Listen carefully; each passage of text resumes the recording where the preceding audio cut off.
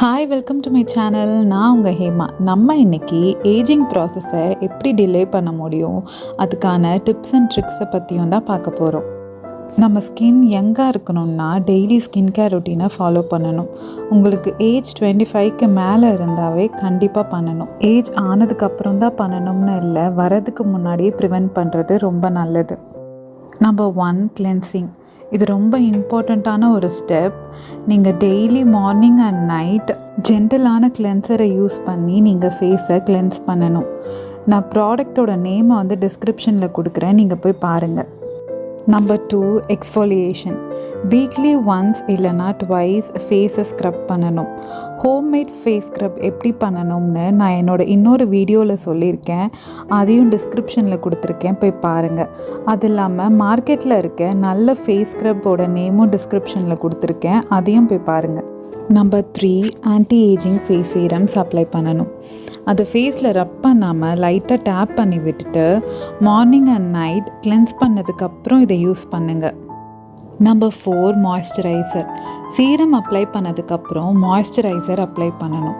Ageing வர்றதுக்கு first reason ஃபேஸில் hydration இல்லாமல் ட்ரையாக இருக்கிறது தான் காரணம். அதனால் இன்டர்னல் ஹைட்ரேஷனுக்கு வாட்டரும் எக்ஸ்டர்னல் ஹைட்ரேஷனுக்கு மாய்ஸ்சரைசரும் ரொம்பவே முக்கியம். Number 5, sunscreen. சன்ஸ்க்ரீன் கண்டிப்பாக யூஸ் பண்ணணும். என்னோட நிறைய வீடியோஸில் இதை சொல்லியிருக்கேன்.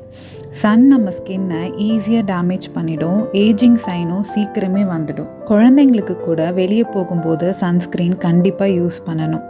அதுக்கான பேபி சன்ஸ்க்ரீன் தனியாக இருக்குது. Number 6, under eye creams and gels. ஏஜிங்கோட சைன் ஃபர்ஸ்ட் தெரியறது நம்ம ஃபேஸில் அண்டர் ஐஸில் தான். அதனால் ஆன்டி ஏஜிங் ஐ க்ரீம் இல்லைனா ஐ ஜெல்ஸ் யூஸ் பண்ணுறது ரொம்ப முக்கியம். இப்போ போனஸ் டிப்ஸ் என்னெல்லாம்னு பார்க்கலாம். ஃபர்மெண்டட் ஃபுட் சாப்பிட்றது ஏஜிங்கை டிலே பண்ணும். அதே மாதிரி வாட்டர் இன்டேக் நிறைய எடுத்துக்கணும்.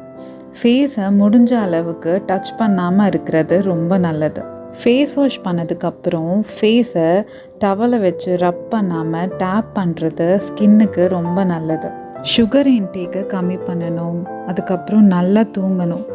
தூங்கும்போது சில்க் பில்லோ யூஸ் பண்ணுறது ரொம்ப நல்லது. பில்லோ கவர்ஸை கூட 4 டேஸ்க்கு ஒன்ஸ் சேஞ்ச் பண்ணிகிட்டே இருக்கணும். நிறைய ஃப்ரூட்ஸ் அண்ட் வெஜிடபிள்ஸ் சாப்பிடுங்க, அப்புறம் ஃபிட்டாக இருங்க. இதெல்லாம் பண்ணாவே ஏஜிங் சைனை கம்மி பண்ணிடலாம் அண்ட் டிலேவும் பண்ணலாம். இந்த வீடியோ உங்களுக்கு பிடிச்சிருந்தா லைக், ஷேர் அண்ட் சப்ஸ்கிரைப் பண்ணுங்கள்.